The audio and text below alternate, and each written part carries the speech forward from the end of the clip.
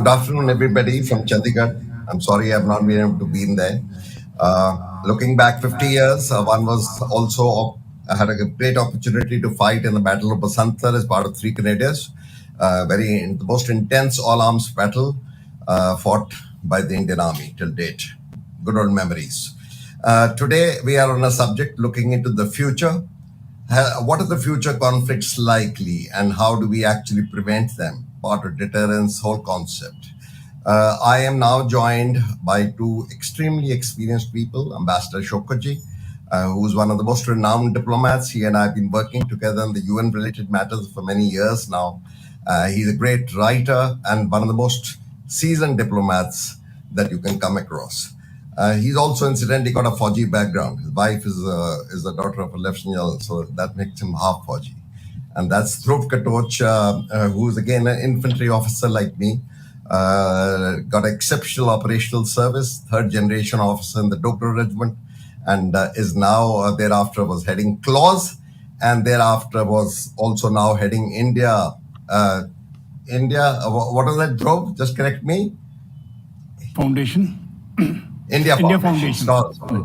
Sorry, I'm being part of the outside the Delhi circle, so you'll pardon me.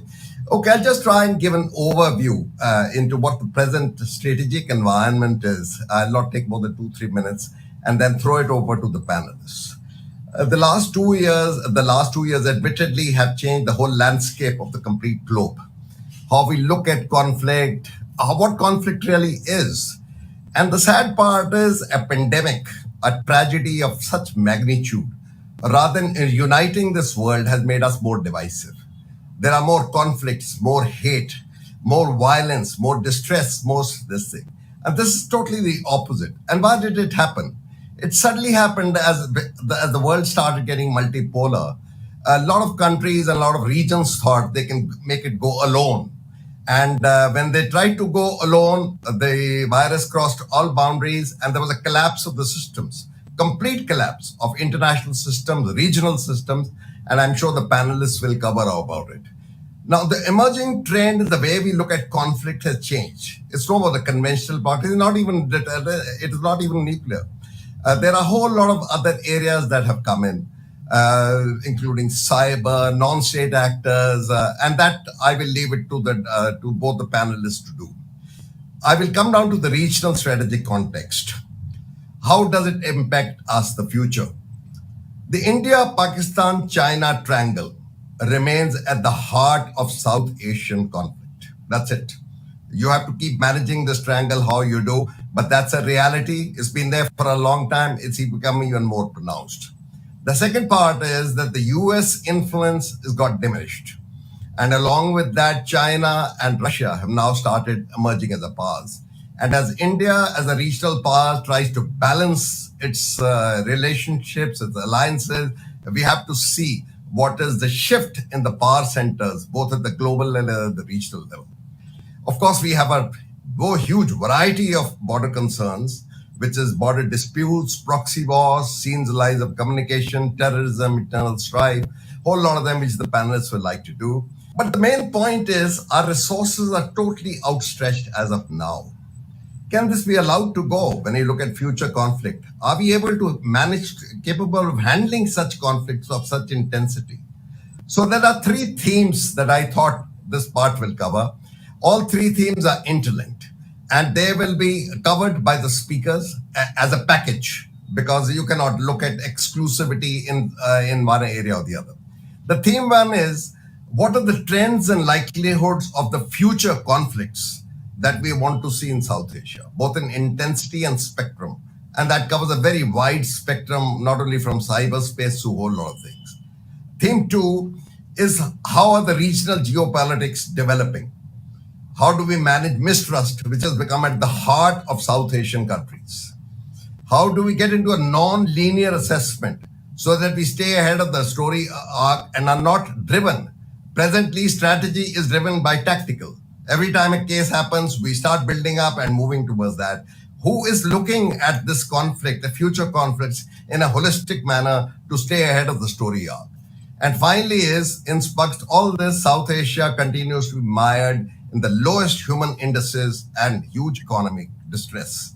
How do we get regional convergence on things like which are common to us: climate instability, human security, and economy? So I will give both the panelists 10 to 15 minutes each, and they can cover it in the way you want. As I said, idea is not to cookie cut all lot of things and have hiccups in between. Just take it through 10 to 15 minutes, Ambassador Mukerji, and then followed by Dhruv. So over to you, Ashok. And the moment Ashok finishes, Dhruv, you can take over. Well, thank you. Thank you, General. I hope you can hear me. How we look at conflicts that are likely to emerge in the future in our part of the world, I think will continue to be rooted in the triggers of conflict that have taken place in the past 50 to 70 years. And the triggers of these conflicts have not really gone away. And in terms of our region, I think one of the major triggers of conflict is territorial claims. If in 1948, the Jammu and Kashmir issue arose because of territorial violation of our territorial integrity. In the May 2020, the same territorial issues provoked the conflict in Galwan. So this is something that needs to be addressed. There have been attempts in these past decades to put in place a structure, a mechanism to address territorial differences, divergences, to prevent, as the phrase goes, disputes from becoming disagreements from becoming disputes. But I think that we are likely to see an intensification of this trigger. And therefore, that is something that we need to keep an awareness of. And as you put it, it is more and more becoming a convergence of two sides, Pakistan, China, vis-a-vis India. I think that is something that we need to be aware of. The second trigger, which has been there for the same number of decades, is linked to resources. Many years ago, in 1960, we found a way to address the trans-boundary water resources of India-Pakistan through the Indus Water Treaty. But today, as many of us are aware, there are similar issues with regard to China and the sharing of water resources between India and China. Can we look at a mechanism to address this issue or not? I think that is going to be one of the big questions which will be linked with the emergence of conflicts in our part of the world. Now, the third trigger of conflict, as I see it, has been below the surface, but it is linked with what you mentioned, which is the bread and butter issues of South Asia. These are conflicts which are triggered by the demand for resources, for economic growth, for coming together. And in South Asia, the big tragedy so far has been that we are perhaps the only region in the world that doesn't have a regional integration in place. You look at every other region of the world, they have made some progress in regional integration and therefore created a confidence building measure of dialogue to address differences. But in our part of the world, despite the attempts made from the mid-1980s onwards, the South Asian Association for Regional Cooperation has really not gone anywhere. And it is true that in the past few years, we have seen a sub-regional grouping in our region called BIMSTEC take root. But BIMSTEC is not a substitute for SAARC. And I think that it's important to recognize this, because one of the issues that you and I, General Leader, have talked of is the return of the Afghanistan problem. We've had a discussion of whether this issue is a part of South Asia or not. And I think that from 2007 onwards, when Afghanistan became a member of the South Asian Association for Regional Cooperation, Afghanistan and what happens in Afghanistan is part of the South Asian landscape. And I think that this is something that we need to recognize, because we cannot keep our eye off the ball in Afghanistan and expect that we will be able to resolve issues which crop up in the India-Pakistan China triangle in the coming years. Because whatever happens in Afghanistan and whichever way that issue is handled in Afghanistan will have an impact on the way conflicts are managed in South Asia. And I think that the fourth point that I'd like to make, and this is something that is appropriate to mention today when we are remembering 1971, is the presence in our region of linguistic nationalism.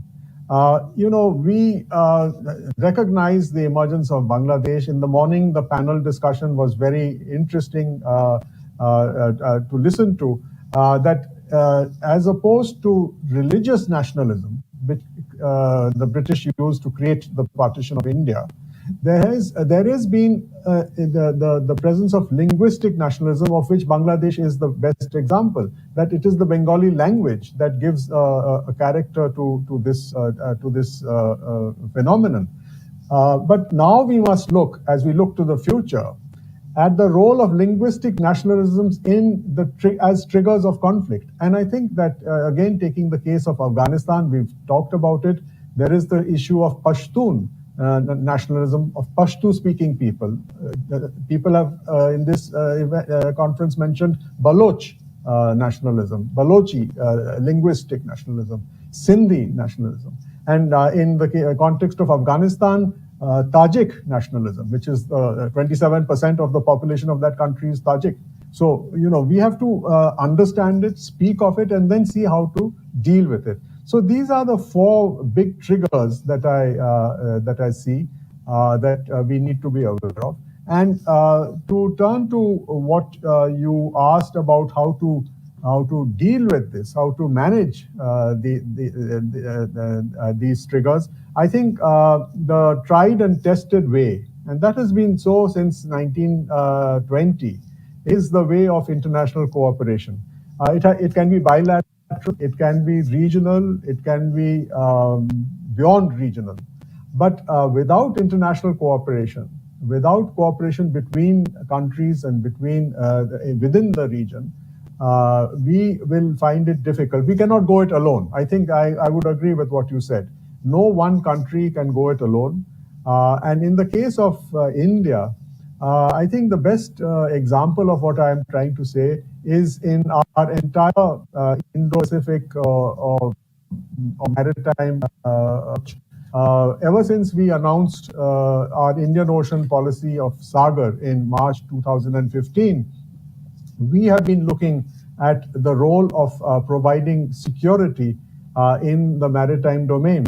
And I think every year we see the heads of our armed forces establishments talk in public about how we are still not able as one country to provide the comprehensive security in the entire Indian Ocean maritime domain. We need partnerships. And therefore, I think that this is something that is important. And linked with that, and that's the other comment I'd like to make before General Katoch comes in, is the need to realize today peace and security are multidimensional.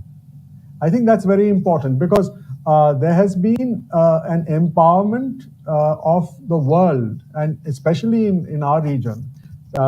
People have become empowered, and so therefore there are more stakeholders. In the panel just before ours, there was this question of perception and how perceptions are created and so on. Now, we have to find a way to bring in the stakeholders, whether they are the perception creators or whether they are the people who benefit from peace and prosperity, the corporates, or whether they are people who want to have a better, the next generation, the youth, civil society. We'll have to bring them into this discussion of how to address future conflicts in South Asia. So with that, I would like to thank you, and I think General Katoch, perhaps you would take on from here. Thank you. Well, thank you, Shuka. Just one or two points before I get on to Dhruv. This is very interesting points to make about linguistic nationalism. While being in Africa, I realized that the ethnicity and tribes. Are you speaking, Ashok? Yeah, I can listen to you.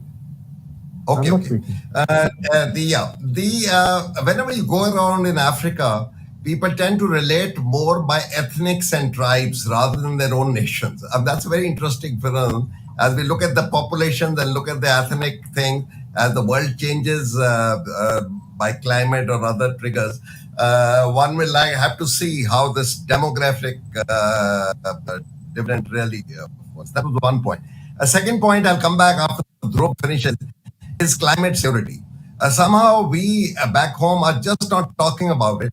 And all over the world, people feel that the biggest trigger of conflict, and it suddenly will throw up such massive displacements, massive conflicts is going to be there. But we'll come back to that moment we finish. Dhruv, over to you, please.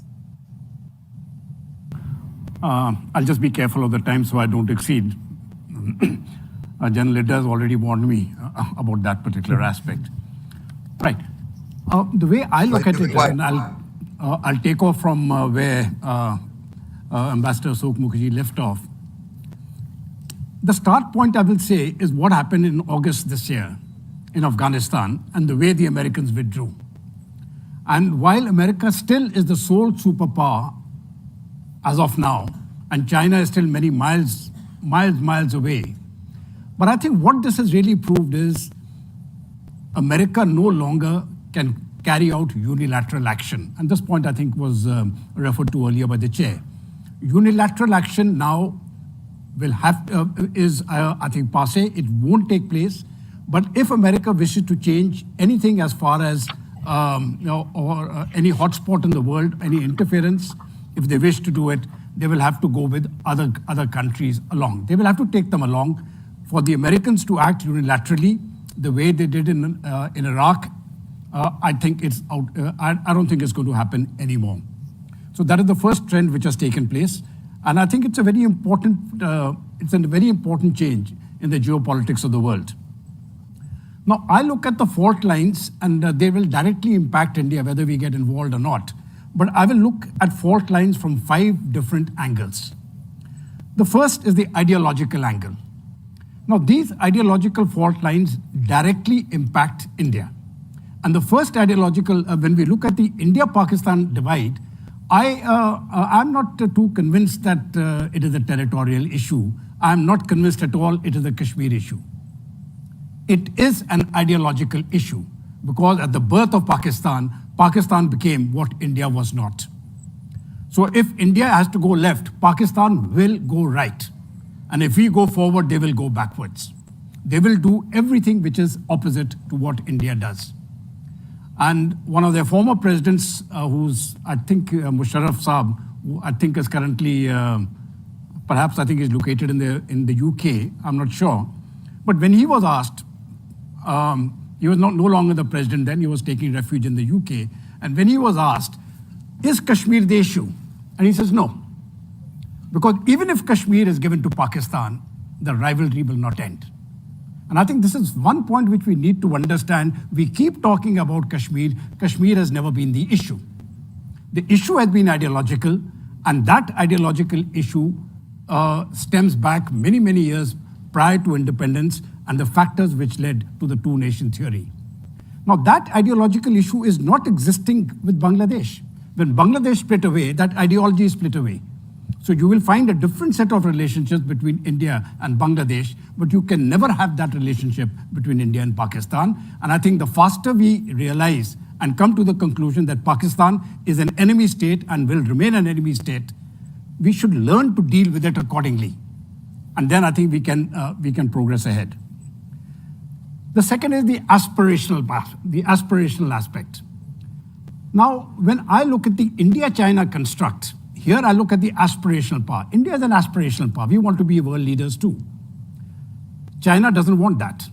China is an aspirational power. They want to be at par with the US and surpass the US. But China, in their own view, have got a very certain philosophy. In one mountain, there cannot be two tigers or two lions, whichever animal you want to call it. So they presume that they are the tigers in the Asian landmass. And they don't want a competitor. And that competitor for them is India. And they will do everything in their power to keep India down. So for any of us who start thinking that, okay, we can have very good relations with China, etc., I don't think it's going to happen. We can have working relations with them, but we must always remember that the India-China construct will be hostile. I've heard people say that, listen, for the last 2 millennia, India and China, we've been very peaceful neighbors, except for 62. But that was because we had the Himalayas separating us. We had Tibet in between as an independent country. So the relationship between China and India was cordial because we never interacted. What was there to fight about when the Himalayas separated you? But that is no longer the case. And today, China seeks domination. And that domination they would try to gain through control of the Himalayas. And that is why you see these conflicts which are taking place, which we call territorial conflicts or border conflicts. But ultimately, it is the Chinese desire to take control of the Himalayas, to take control of the waters of the Himalayas. And if they control the waters of the Himalayas, then they control everything else downstream. And number two, if they can get India to toe the line, then every other country in Asia will automatically fall in line. Just get the big fish. The smaller fish will actually fall in line.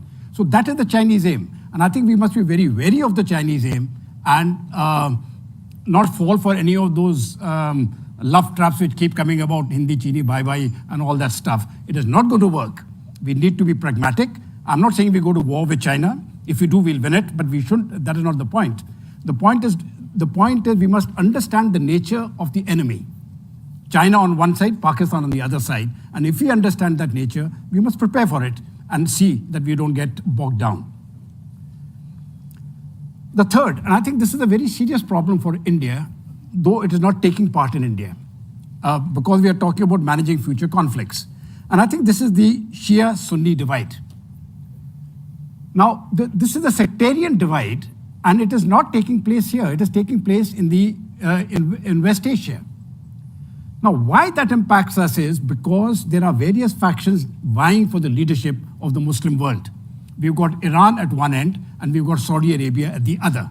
And now Turkey is also trying to muscle its way in to get leadership of the Muslim world.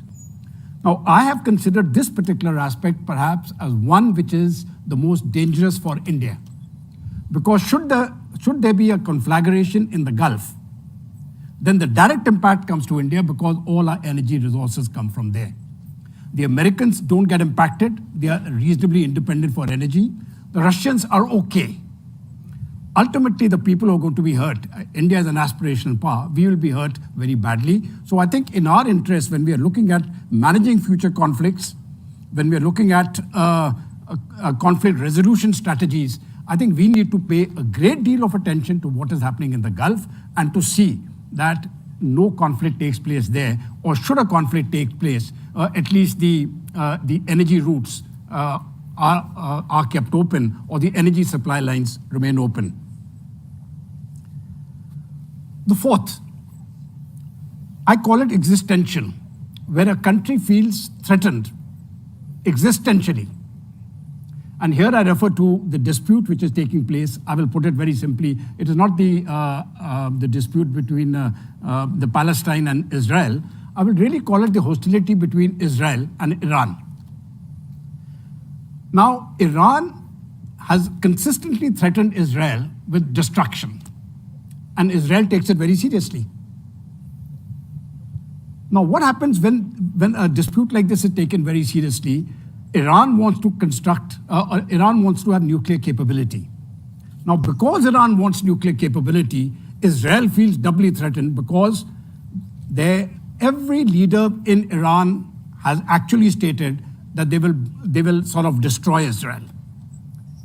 And Israel has got no reason to disbelieve that. And the only way Iran can destroy Israel is through nuclear power, a nuclear bomb. So here, I think another fault line is developing, because if Iran continues with its program of making a nuclear weapon, I have absolutely no doubts in my mind that Israel will retaliate and will take it out. And that is going to be a flashpoint. Again, it is occurring in West Asia. So how will that impact us? It will impact us specifically because of the oil, the energy resources. This is another thing which I think we need to look into. And the last point, when I'm looking at future conflicts, because it doesn't matter where they occur, how they're going to impact us, I'm looking at the contest for world leadership, which China is now vying for, and that contest is taking place now in the Indo-Pacific. This is one of the reasons why the Quad has now gained prominence, regardless of what people say about the Quad, whether it doesn't have a military aspect of it or not. But to all the Chinese people whom I have spoken to in their think tanks and otherwise, please take it from me, they are very, very concerned and they are very, very scared. The Quad has the potential, while it is not a military alliance, it has the potential of becoming a military alliance within 24 hours. All the factors to make it into a military alliance are already existing. You are already carrying out exercises by all the four navies together. But leaving that aside, AUKUS has now come in.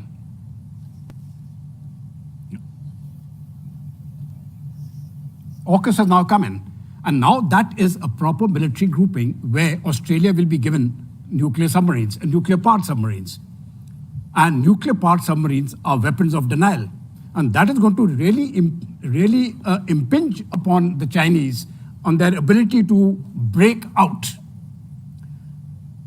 The second aspect is, what happens if China now attempts to cross the straits and attempts to take Taiwan by force? What do? Will America, the AUKUS and the Quad keep quiet? Possible. We don't know what the future is going to bring. They don't want a war, so they keep quiet. China takes it over. But if China takes over the Quad, takes over Taiwan, then the complete balance of power has changed. China will be the supreme power. Americans will have lost complete credibility. Will Americans allow that? That we'll have to see, whether they allow it or not. So that is another point where a conflagration can occur. A few more points and I'll finish up. You know, a great deal is spoken of human rights. And now the Western powers, they try to pressurize states on the basis of human rights. And I think this is the biggest bogey going around. When millions of Bangladeshis were killed, their women were raped, tortured, it was the West which kept quiet. There were no human rights. Today, when human rights abuses take place in Pakistan, the West keeps quiet. Surprisingly, when the human rights abuses take place in Xinjiang, the complete Muslim world keeps quiet. So human rights, I think, you know, when it is the biggest bogey which I have seen, where people use it simply to sort of keep a particular agenda alive. So if you want to browbeat a country, if you want to browbeat India, and some incident takes place where something has happened in one particular state, then the whole world media will get onto human rights, but they will not talk about the human rights where they actually exist. And I think this is something which we need to take note of. The next point, state and non-state actors. Now, I don't believe in the fact that there are non-state actors. All non-state actors will be supported by a state actor. But then here we are coming down to the field of terrorism, cyber, drugs, etc. And this is going to be the new fields of contestation. And how we deal with these threats is something which we have to see. Afghanistan is going to be a test case, because in Afghanistan, organizations like the Al-Qaeda and the Islamic State will exist. The Taliban in Afghanistan will not let it go. So if terror emanates from those areas, how will we deal with it? What happens if a cyber attack takes place which is untraceable and it has been done by China? We don't know who's done it, but let us say so. Are we in a position to deal with it? What happens if the Russians do it, or the Americans do it, or the Israelis do it? And cyber attacks can take down cities. It can take down the railways. It can take down the financial systems. I think dealing with these threats is going to be a very major problem. Just a few more small points and then I'll close. I think when we're looking at India per se, we are a bigger nation. And I think bigger nations in South Asia, we need to be very sensitive to how the smaller nations feel, how Nepal feels, how does Sri Lanka feel. And I think the big brother syndrome must give way to what we can call the elder brother syndrome. And if we can get on to change the language from big brother to elder brother, I'm not saying that we are doing it, that we are actually doing the big brother business, but that is what is being perceived at the other end. I think that would be a very important step in getting a large group of the smaller countries in South Asia closer to India. A lot has been spoken about the information environment, perception management, very brilliantly done in the last session. And I think this is one area, in my personal opinion, where India is very, very weak and Pakistan is very, very strong. And unless we get our act together in forms of shaping the information environment, in shaping perceptions, I think we will be losing the perception battle to our opponents. We also spoke of bilateral groupings, and Ambassador Mukerji spoke of SARC. Listen, SARC is dead. There's no point of reviving something which is dead. It is not going to work. I've already stated there is an ideological barrier between Pakistan and India. We can't break that barrier. So let us leave aside SARC, but let us get on to other groupings, other smaller groupings. They could be bilateral, they could be multilateral, but they should be groupings which can work and which can take us forward. And finally, in my view, I think alliances can act as deterrents. And in the future, if India has to join the AUKUS, well, so be it. Or if we can get some other countries to join the Quad and actually put it into a military alliance, I think it would be good. I think climate change will be talked about a little bit later, so I'll stop here and back to the chair. Well, thank you very much, Dhruv. I'm going to run short of time. I'll come back to Ambassador Mukerji. Mukerji, this is a typical military way of thinking. I'm sorry to say that. We see threats everywhere. We just see threats everywhere. When I was in the PP and the MO, I walk across to the MEA. We see everybody as enemy. We find no solution to it. We find hell and hell other will land up here. And yet we don't have any answers for it. And the whole idea here is to find answers, find solutions. You just cannot say China can't be trusted, Pakistan can be trusted, this is going to happen, that is going to happen, that is going to happen. So what do you think, seeing the present circumstances, we have what we have. We have to live with it. What is the way forward you feel in terms of going ahead of story arc? I mean, this is a typical way that there are threats all over, everybody, and India is a huge mass who's going to handle it. Where are the resources? Is this all operational, trying to guide our strategy? So I'll leave it to the MEA. And we must have different points of view, because otherwise, if just one point of view narrative is promoted, you land up in a whole lot of things. So I want a counter narrative to come on this, and I'm promoting that counter narrative as to how do we start to look at this horrible alarmist scenario to move forward diplomatically. Over to you, Ambassador Mukerji. Well, thank you, General Leader, and thank you, General Katoch, for what you said. I think that it is incumbent for anyone who looks at future threats to recognize that there will be threats and that there will be conflict. I think that a utopian world in which there will be no conflict is a fool's game. So therefore, the question is, how do you cope with and how do you respond to threats?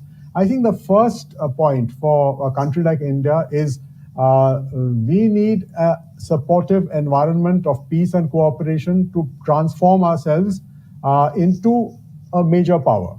That is the national objective. And how do we meet that objective? Can we meet it through confrontation and diversion of our resources for a military response to threats at the cost of our own internal growth? That is something that is a political issue. But in diplomacy, I think you need to keep both in mind. You need to recognize the threat, and you also need to recognize the demands on your own national objectives. And therefore, For example, when we look at the threat from China or the threat from Pakistan, we look at it in terms of a threat from a state. In diplomacy, you deal between states. I mean, that's the way it has been so far. Probably it may change in the next 50 years. Probably we will become, more sort of ideological in this and forget that we are a state and that we are now an ideology. That I do not know. And that has not been my experience so far. My experience is grounded on the fact that India is a state. We signed a treaty. We became a member of the United Nations. It is a treaty-based organization. It gives us rights and it gives us obligations as state. So I only look at it in terms of between states. And between states, I think there will be interests, but some interests are permanent. That's why I mentioned territory.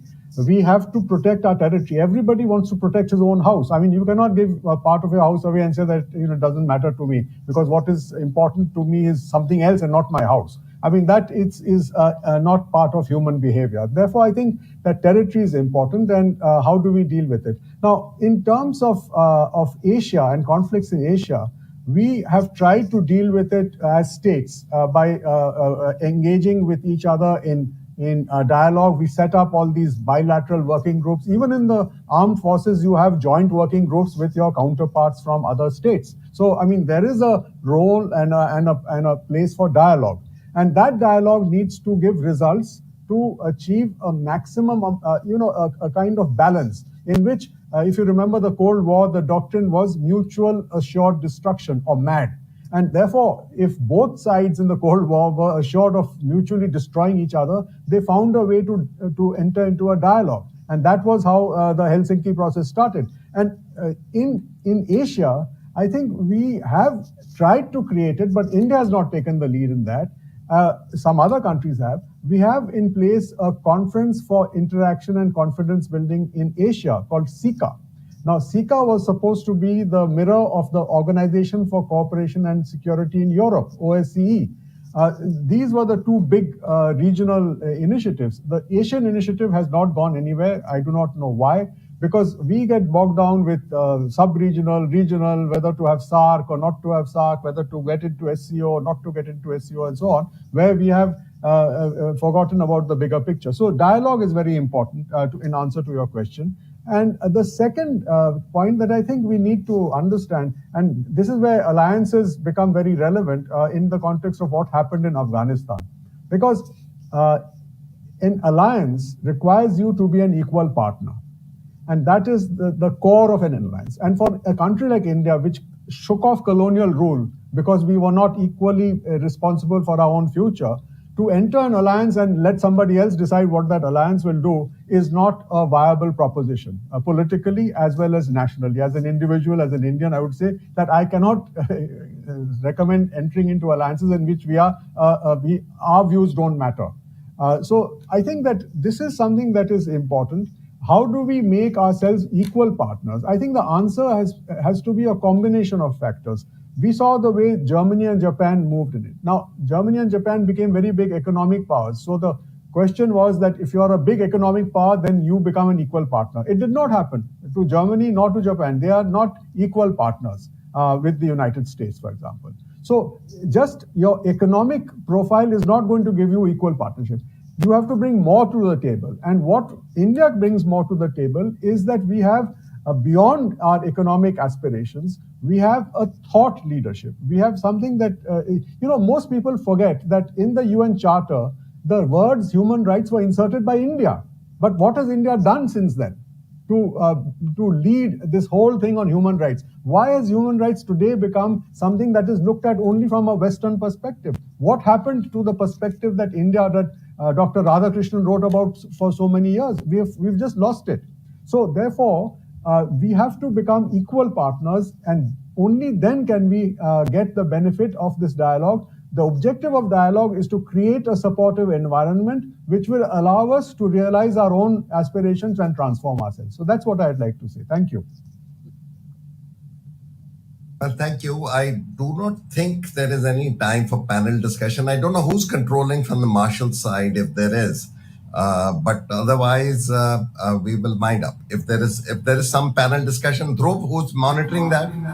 Anybody there? General Leader, think we have 5 minutes more. Okay. Unfortunately, because you're on the other side, you are virtual and I'm physically here, but you control it. Okay. It's yours. Okay. Can I say something? Generator, may I make a statement? Please do, please do. Yeah, okay. You see, my comments specifically when I spoke of Pakistan and China, it was not accidental. It was not designed to provoke. It was designed to be realistic. From 1947 till date, we have extended the hand of friendship with China. It has not worked. It was only when more robust policies started being made over the last 5 to 6 years that we found a change in what Pakistan was doing.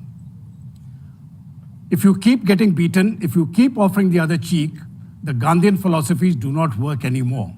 So you've got to tell the opponent, listen, this much and no further. And I think if this message goes to Pakistan, they will stop sending terrorists into India, which they are still continuing to do. Their drones are still flying across delivering weapons. The terrorists are still coming into via J&K, which means obviously our deterrent hasn't worked. We need to do more. But if we haven't succeeded in friendship for 70 years, let us try a different tack for at least 10 years and make it work. With the Chinese, it is very easy to be friends. You simply have to bow down to them. Are you prepared? I've heard people say, listen, how does it matter? Well, it's up to you. If you want to live as a free country, and as Ambassador Mukerji said, we have to be equals. We cannot have other countries dictating to India what we should or should not do, and certainly not the Chinese. These are the two people who are directly in conflict with us. And China and Pakistan have an axis. Now, let us not deny that. We can keep living in a world to say that, okay, everything will be hunky-dory, but the real world does not work that way. It respects the strong. So the two things which India needs to do, one, and I totally agree with the chair, please get your economy up. The economy has to grow, and internally, we have to get our system so that the economy can grow. And number two, side by side, build your military power. But the economy is the prime, because with the economy, everything else works. Chair, over to you. Well, thank you very much. I think we'll wind up. We're running short of time. I just want to leave some thoughts with you, because I work with the AU, I work with the EU, I work with the UN, and I see the way they are looking after the conflicts. Today, AU has a voice. When you go to UN, you can keep saying there are African peacekeepers all over today, holding senior appointments, because the AU speaks in one voice. EU speaks in one voice. But what is happening to Asia? This is again a hard reality.